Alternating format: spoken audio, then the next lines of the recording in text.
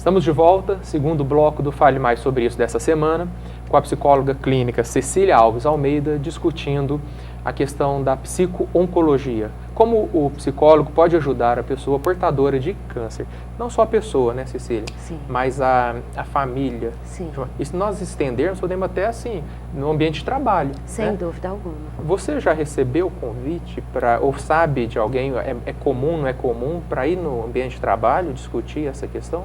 Olha, Léo, eu não recebi convite e eu não conheço dados de que o paciente clínico vá até alguma organização, alguma instituição. Mas pode ser que uma empresa, às vezes, entenda um funcionário com câncer, talvez possa chamar o psicólogo para discutir com o grupo, não pode? Acho que seria uma atitude válida. Seria? Fica a dica aí do nosso programa para os empresários que estão nos assistindo, dar esse suporte também, né, ao portador, porque às vezes tem um funcionário, né, tem um colaborador querido, ou nem que não seja querido, mas um funcionário importante dentro da empresa, de repente recebe essa notícia, ele tem um suporte em casa, né, tem um suporte do próprio médico, do psicólogo, mas e no ambiente de trabalho?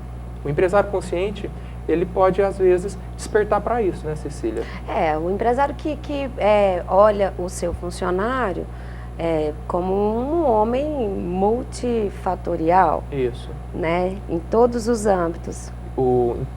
Saúde, isso. né? O aspecto profissional, o aspecto do ser humano orgânico, a questão da saúde, Sim. como membro de uma família, Sim, né? Como pai de uma família ou mãe de uma família. Seria mais um suporte, né?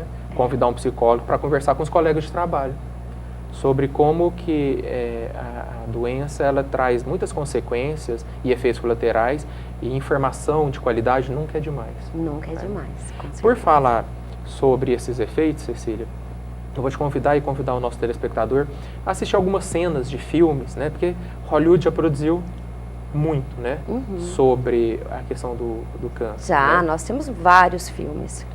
Eu não sei, agora de cabeça eu não sei, a indústria cinematográfica nacional, a brasileira, se tem algum filme interessante aí, mas Hollywood eu sei que tem muitos filmes sobre câncer. Vamos assistir algumas cenas de momentos assim diferentes dessas pessoas quando recebem a notícia do câncer, a convivência com a família, como é que lida com isso. Assista conosco. You have cancer. Miss Baring, you have advanced metastatic ovarian cancer. You present with a growth that unfortunately went undetected in stages 1, 2, and 3. We are developing an experimental combination of drugs designed for primary side ovarian with a target specificity of stage 3 and beyond administration. We will, of course, be relying on your resolve to withstand some of the more pernicious side effects.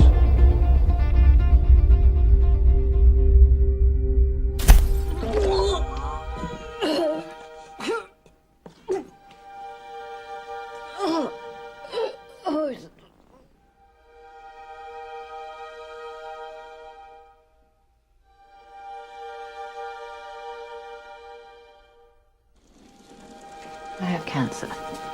I have stage 4 metastatic ovarian cancer. There is no stage 5. I'm scared. Of course you are. What you need to think about is your code status. What you want them to do if your heart stops beating. You can be full code, which means that if your heart stops, we'll call a code blue and the code team will come in and resuscitate you. Or you can be do not resuscitate, which means that if your heart stops, we'll just let it. You'll be DNR. Oh God, it's so painful. So painful, so much pain. Então, Cecília, a gente acabou de assistir cenas, né, de filmes de Hollywood, cenas retiradas do YouTube, mostrando diferentes momentos em que as pessoas com câncer ou recebem a notícia, ou transmitem a notícia para os familiares, ou chegam no serviço e tem que encontrar, né, o pessoal. Como é que esse paciente vai ao consultório e chega no consultório, como é que é a partir do momento que ele procura um suporte especializado como o do psicólogo? Existem processos aí, não é, Cecília? Sim, sem dúvida. Os processos, a partir do momento em que o paciente ele é diagnosticado pela doença, o impacto causado por esse diagnóstico reflete na forma como ele vai lidar com os seus familiares, no trabalho, até mesmo na forma como ele vai lidar consigo mesmo. E aí deve ser muito impactante, né? Sem dúvida alguma. E aí, o que passa na cabeça, assim? A primeira coisa que passa pela cabeça do paciente é a questão da morte.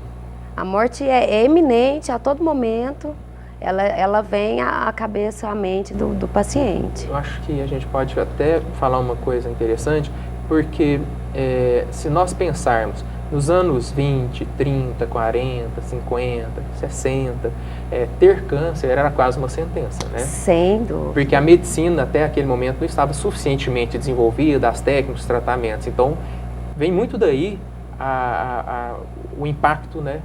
Vou morrer, porque lembra do bisavô, do vô, né? São rótulos, né? São rótulos que a gente vem trazendo desde de séculos passados, de décadas passadas. Mas agora é diferente, porque agora tem inúmeras formas de tratamento, não necessariamente significa essa sentença. Né? A medicina ela vem se desenvolvendo muito com relação à doença câncer, né?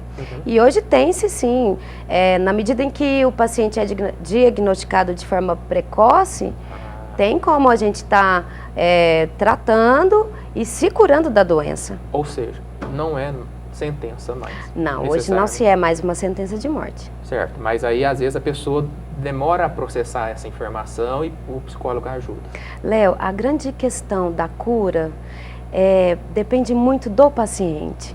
No momento em que o paciente é diagnosticado, ele passa por alguns processos. O processo da negação, o processo da barganha, a questão da aceitação e até, no caso, dependendo da gravidade da doença, do grau da doença, o morrer com dignidade. Quando é o caso de morte. Quando a medicina não conseguiu, né, lidar com a questão, porque também nós temos que falar, somos obrigados a falar, que existe também a possibilidade, né, de evolução da doença. Isso. E entre o diagnóstico e vamos supor que no caso de fatalmente acontecer, né, da doença evoluir até o fim, existem todos esses processos. O impacto, o medo da morte, o de negociar, como é que é isso? E aí procura ajuda do psicólogo? Às vezes procura a ajuda do psicólogo.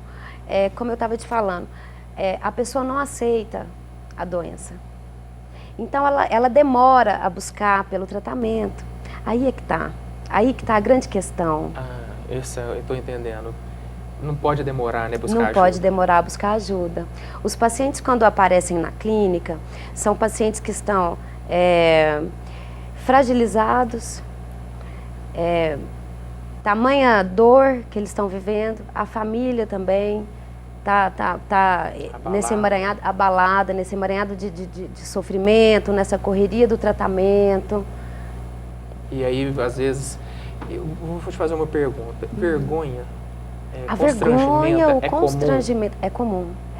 Vergonha de quê? Principalmente pelos sintomas físicos ocasionados pelo tratamento. A magreza, a perda do cabelo, as unhas. E aí fica em casa. Sofrendo. Sofrendo e não busca pela ajuda. E seria fundamental, né? Buscar essa ajuda. Fundamental. Porque Vital. Vital, mais do que fundamental. Vital. Porque complementa o suporte psicológico, o trabalho médico hospitalar. Complementaria, né? Sim, complementaria. Mas nós vamos falar mais sobre isso, porque é muito importante. No terceiro bloco a gente volta entendendo melhor essa questão e dando esse recado, né, a você que está nos assistindo e a todas as pessoas, né, que podem passar à frente uma verdadeira campanha, né, a procura por ajuda profissional, tanto a nível orgânico, com médicos, hospitais, mas também o psicólogo, assessorando a pessoa nesse momento de grande sofrimento, né, amparando. Te aguardo no terceiro bloco.